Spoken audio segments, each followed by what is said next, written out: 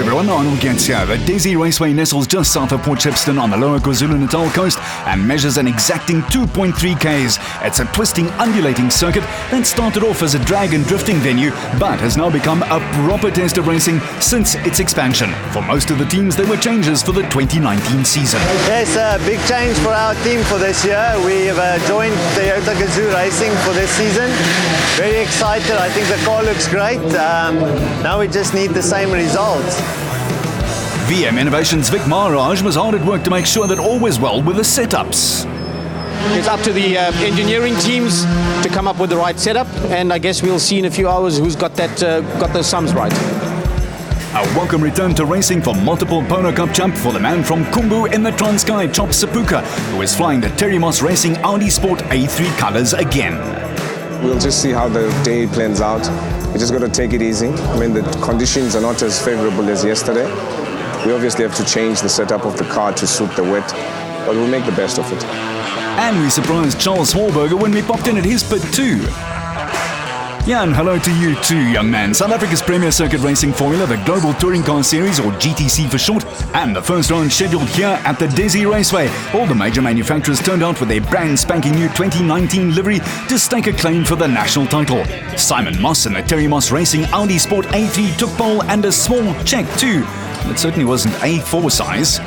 Johan Free looking, believe it or not, for a 12th national championship strapped into his beautifully turned out EPS Courier Services BMW, ready to do battle as they waited for the flag to drop. A rolling start behind the pace car to get them underway for the first of 8 race meetings and 16 races in the new season. The starting lineup and Moss 7/10 of a second clear led Michael van Rooyen in his Toyota GA300 Racing Corolla, with Robert Walk third aboard the Chemical Logistics WCT Engineering BMW. Faree 3 rows back ahead of Daniel Rowe 6 in the second Volkswagen Motorsport Jetta. And it was a perfect qualifying performance by the GTC 2 GTI Brigade, with Brandy Liebenberg claiming pole on his debut for Volkswagen Motorsport.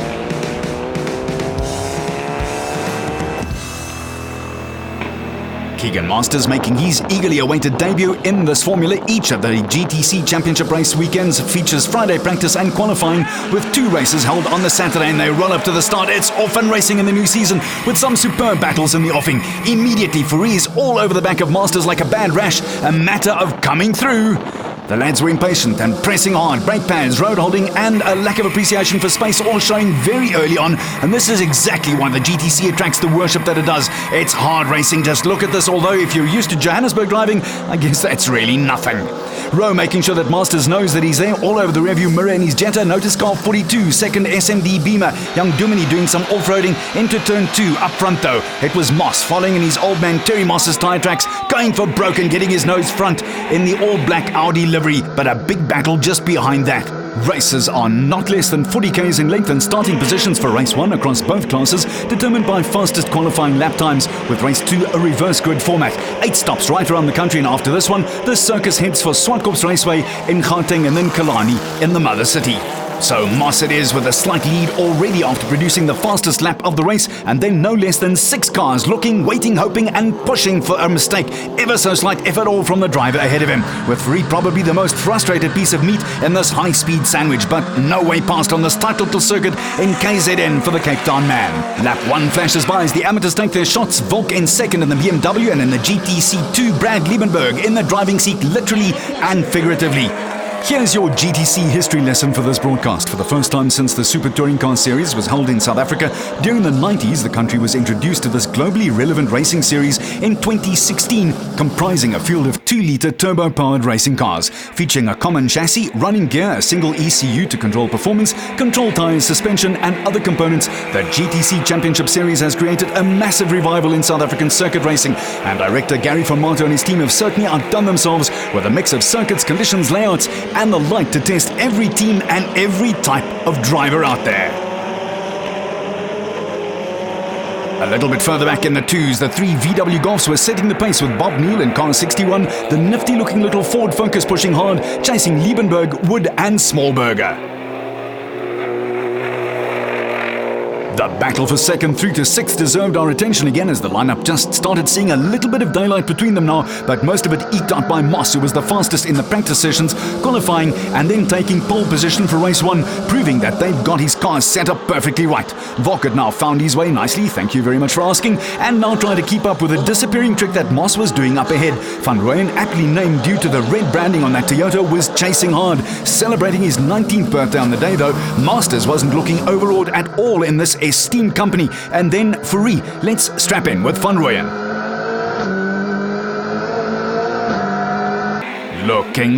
Looking for that slight opening in the right place to do the maneuver, but the Dezzi Raceway is one tough circuit to pick your spot, and if the man in front does not give you an opening, it has to be manufactured, and that's not easy here. Volk won last season and was looking to keep his Chemical Logistics WCT Engineering BMW 2 Series headed in the right direction, and hopefully ahead of the Toyota. This venue boasts some beautiful scenery as well as a series of very tight twists, turns and undulating tarmac. Moss, meanwhile, had built a very handy lead, but knew he could not stop concentrating for a second. Volk and Van Rooyen may have been preoccupied with each other, but Moss certainly could not stop racing right on the edge either. Van Rooyen, who raced with success, one might add, in a BMW in 2018, seemed to be straight back into the swing of things. She was sounding pretty neat as well to boot. Fourie, probably the original Arrow from Paro, won his first national production car title more than a decade ago, but could get no way through it all. Yet in any case, Liebenberg was throwing the golf around the circuit, using all of the car's weight with Wood in close attendance, but just not quite close enough to threaten. Something had to give in this huge battle for second, and Volk had Van Rooyen trying an impossible move on the outside on the tight left-hander and got it out of shape badly, while Masters certainly found a great way to celebrate his birthday. At this rate, it was going to go by way too quickly. The move on lap 4 cost Van Rooyen, but it also cost Masters in the blue and white Jetta, and the frustration was mounting. Here he got the timing right though, going up the inside in a slick move, accelerating through and away from the Toyota man. That gave Dan Rowe an opportunity to test his reflexes, and we figured that was worth a 10 for timing and perceptual awareness. Fourie was under more and more pressure, with Van Rooyen probably blowing steam out of his ears after that unsuccessful overtaking maneuver cost him 3 places. Rowe, meanwhile, also taking the pressure from all sides. In his back window, the shot looked like there were at least 30 GTCs all over his exhaust. 32-year-old Volk has been racing since the age of 9, winning 9 single-seater championships in Formula Ford and Volkswagen in his 23-year-long racing career. And at the Southern Loop, one of the first casualties of the tight racing took to the KZN fauna and flora. That was Daniel Dominey bending it and unceremoniously off.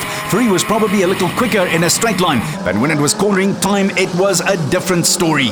Paul Hill found a unique way to park his Kalax Golf GTI, but I'm convinced that was not the intention. So with the marshals holding out the yellow flag, it was Liebenberg setting the pace in the GTC 2s ahead of Wood and Smallberger, third in the Golf, with Neil sporting number 61, fourth in the category. Volk was now back under the cosh as Masters turned the screws, and with just 4 circuits of the Dezzi Raceway layout left, time was running out to find the right place. Keegan boasts a double win at the Red Bull Ring in Austria in the Audi Sport TT Cup Series in 2017, and he was pouring it all on. Fourie would not exactly have been pleased with his rearview mirror view either. The BMW driver won his first national title way back in '94 in the 100cc supercarts. Behind him, the red body paint was almost rubbing off. Then he slams on brakes, and the result is that Sepulka gave Van Rooyen a healthy nudge, which meant the end of his first 2019 GTC race in Port Shepstone. The build-up just signaled that something was going to happen. The question is, what did Fourie see? The yellow was out, and the indication there that the Grizzly veteran was probably heading it, while Van Rooyen was caught in the middle. The BMW's aesthetics altered just a little, but not what Fourie nor Van Rooyen or Trop Sepulka were looking for. And then, just to add insult to injury, this is Fourie showing his agitation with Van Rooyen. A matter of anything you can do, I can do better, but no doubt the debate would rage on after race 1. BMW made a little shorter, it'll park a little easier now, but that's not what Fourie was looking for.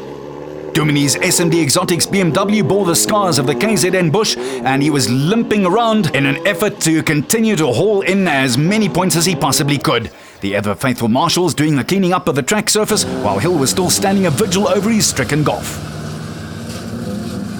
With the pace car signalling an imminent restart, and after all that mayhem, there was just 3 laps to go and this bunched things right up again. Could Moss get out that quickly again? And what a Volk and the Masters battle. Would the birthday boy be able to find a way around the all-white Beamer in front of him? It certainly would not be for a lack of trying. Here's a really good look at the exuberance of youth versus the experience of a 20-year-plus veteran going at it hammer and tongs.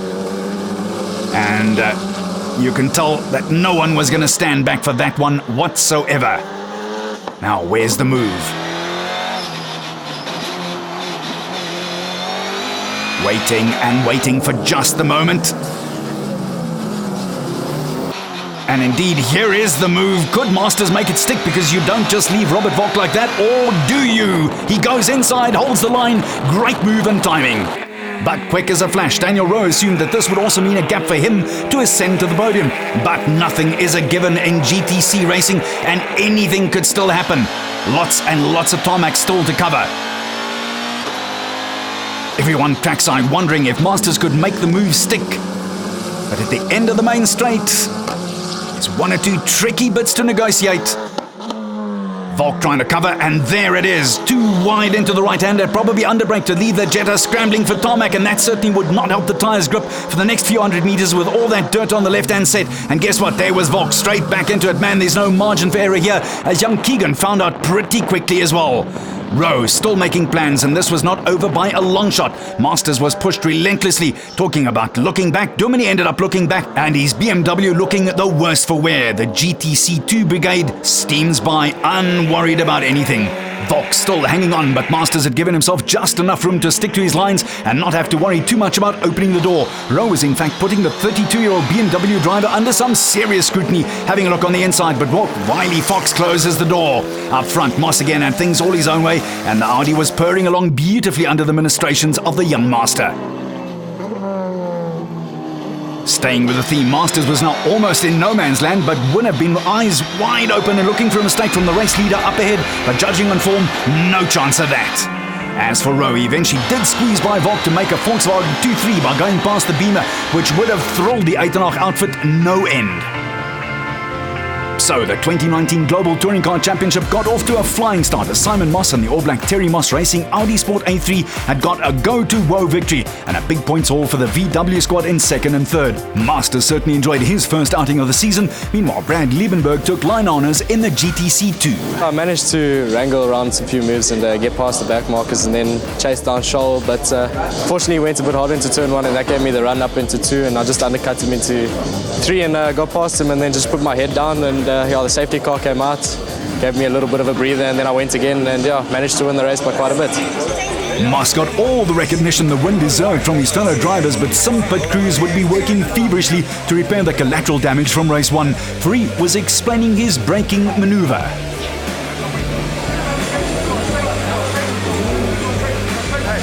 The debate raged on and race 2 was still to come. We'll be back right after this.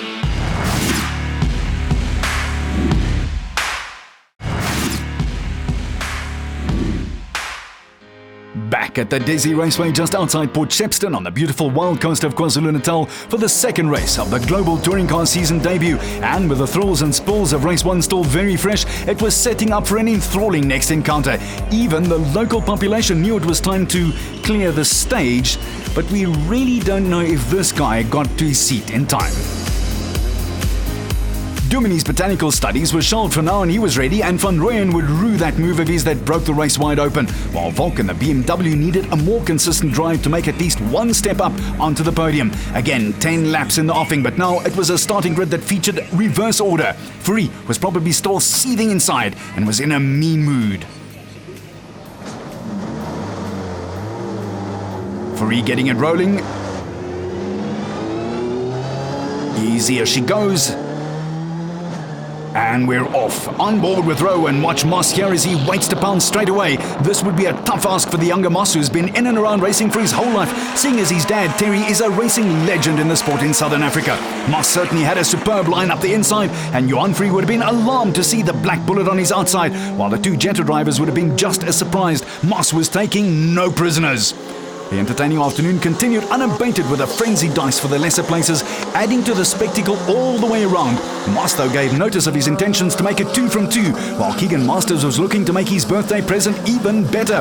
First, though, they had to get past the heavy traffic in front, and certainly no one up there was going to just capitulate and let someone else go by. 18-year-old Duminy, for the first time up front in the lead with his Beamer restored to its former glory, made the most of his start up front and got away cleanly, but make no mistake, they were all lining up to make their moves in a hurry when push came to shove. Fourie, the top privateer in his familiar EPS Courier Services BMW 2, and this is the Port Elizabeth youngster Daniel Rowe and his Jetta all over the back of him, eager beaver to try and squeeze by, using all of the road and then some.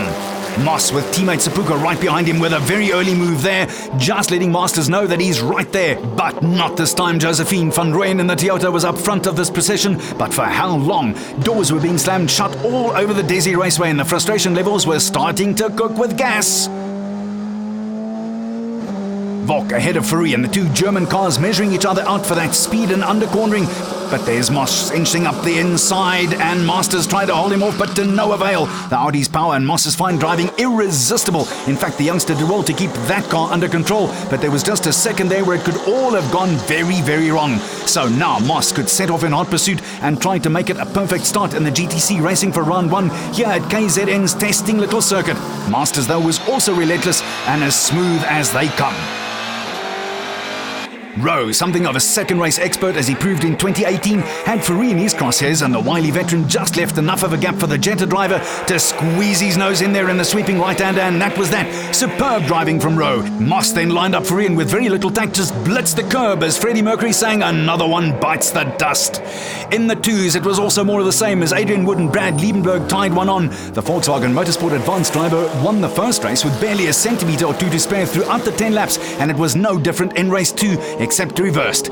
Ditto up front as Moss was mowing them down one by one. Rowe is now the bonnet decoration for Moss, who in his more than 90 races has 30 wins and 52 podiums. Great performing. And then there's trouble up front. The Toyota veteran Michael van Rooyen shoots by an ailing Duminy after 3 laps down the main straight. Heartbreak then for Daniel Duminy. He explains what the problem was, but there would be no more for him at the Dezzi Raceway. You know, we ran into some issues 3 laps into the race. We were leading, had a good gap, and the team put an amazing car together for me to do so. So yeah, we ran into some issues, but we'll be back at Sock Hops, coming back strong. Back out to the racing, Moss giving Rowe the treatment here. How long would the Jetta man be able to hold him off? Where would the undercut come? And the crowd knew it was coming, but did Rowe. Moss was forcing Rowe to keep it as tight as possible, and sometimes that is just enough to allow mistakes to creep in. He was holding and holding and holding station, but Moss eventually forced the issue. Moss looking up the inside. Rowe tried for all he was worth, but consistent pressuring from Moss, and it eventually would have had to pay dividends. Moss taking a long, hard look. Where's it going to happen? And there it is. And away he goes into the southern loop once more. Moss now up into third. It was just Vok in his BMW ahead and Van Rooyen ahead of that. Surely the crowd could not have wished for better racing. That's the one feature of the starting grid that is flipped that allows drivers to show off all their skills. Not just a fast car that goes away from the line in pole and then stays there, but in the second race, the pilots get to run the whole gamut of emotions and maneuvers to get the crowd where they belong, on their feet. Now Moss had to gather himself for the second to last overtaking move and then ease away like he did in race 1 in pursuit of the veteran racer Van Rooyen. In the GTC 2s, it was still Liebenberg who was doggedly chasing, while the Kyocera GTI in the hands of A.D. Wood was making the pace. But here too, there was really nothing in it. The Terry Moss Racing Audi Sport A3 now bashing up to number 41. Volks all-white Chemical Logistics BMW, and easy as you like. The young Moss eases by. In boxing, they would have called that a no contest.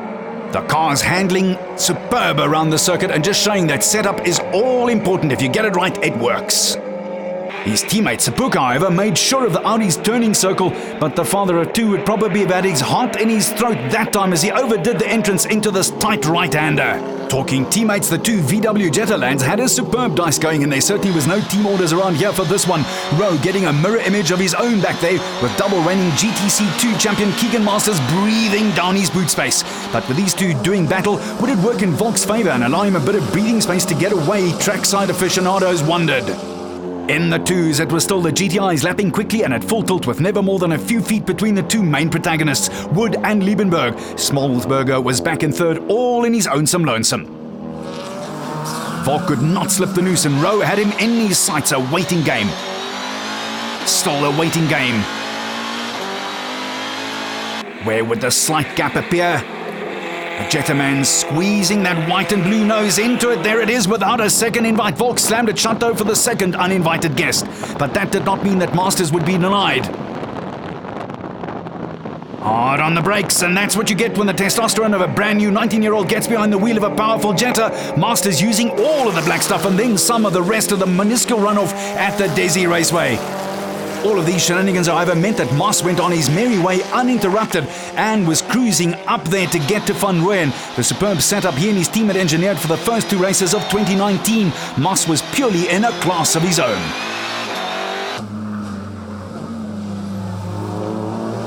Powering along, making sure that that Audi is pointed in the right direction and utterly in control all the way.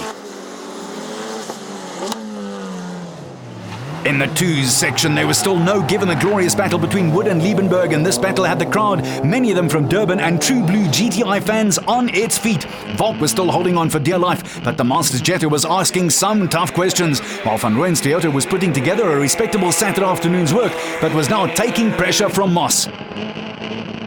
Robert Volk in that Chemical Logistics BMW and the Jetta all over him and streams by. Nice maneuver, clean and very neat from the 19-year-old. So eventually Masters did spot the minuscule opening he was looking for and took the opportunity, taking the VW Motorsport Jettas into third and fourth. Moss finally had his last quarry in his sights and Van Rooyen knew he had it coming. The pressure was on and almost tilling here going into the main straight. Van Rooyen feeling it all and going a little wide there as well. Still no look from the inside though from the man chasing the GTIs. Nothing had changed all race long as Adrian Wood kept on holding Brad Liebenberg off. Going into the last lap, it looked as if the order would stay the same. Smallberger firmly ensconced in third with a Delmon mining black, white and green Ford Focus of Bob Neal in fourth. Fourie was not such a jolly fellow. He just seemed to be off the pace the whole weekend long, but no doubt this would have made him even more determined to iron out one or two setup problems for the next race in this series at the Swartkorps Raceway in a few weeks' time. Fourie and his never die attitude up into fifth after going past Volk in the Chemical Logistics Beamer. Up front though, Van Rooyen was grinding away with Moss clearly just waiting to pounce and in control.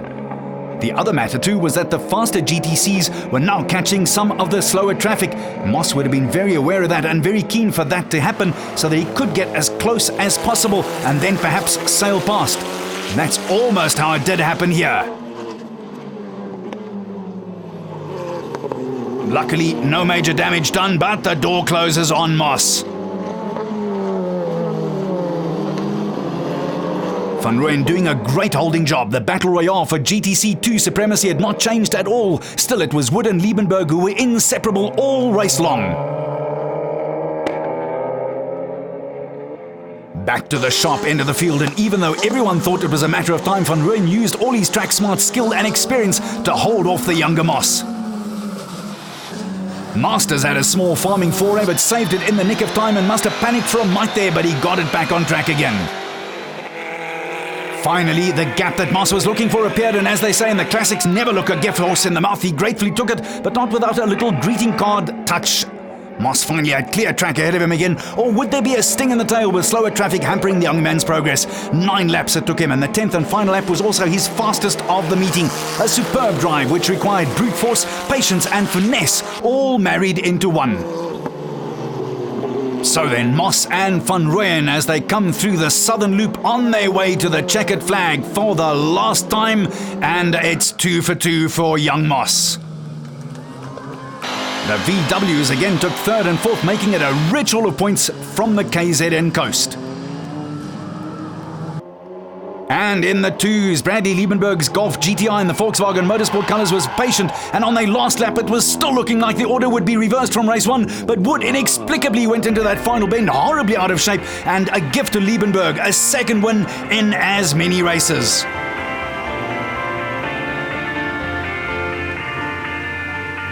So applause for them as they come home.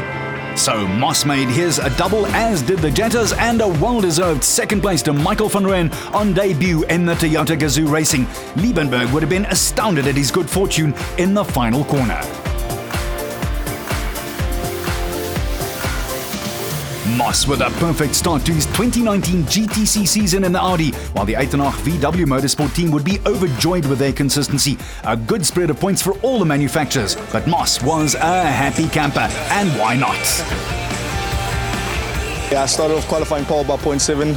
I think I won race one by quite a margin, and starting the reverse grid coming through from the back. A great weekend, full house, and couldn't be more thankful to the mechanics, to Audi Sport, and to the team. A lot of people thought we wouldn't be there this year, but we came back with a bang, and we showed them that we'll be here and we'll be very fast, and they're going to have to do a lot of work. Wood was bitterly disappointed with that off-road excursion of his, and it was so unnecessary in the end. Brad was putting a lot of pressure on me. It was just going into the last corner. I just came in with too much speed. Car went into ABS, couldn't slow it down in time. At least we have no damage on the car. But yeah, still good. We walked away with 2 second places for the day, so I'm very happy. And thank you very much to my team as well as my partners, Kyocera, for everything that they do. Round 2 of the GTCs happens at the Extreme Festival at Zwartkops in April. Hope to see you there. I'm Arnold Gent saying thanks for watching.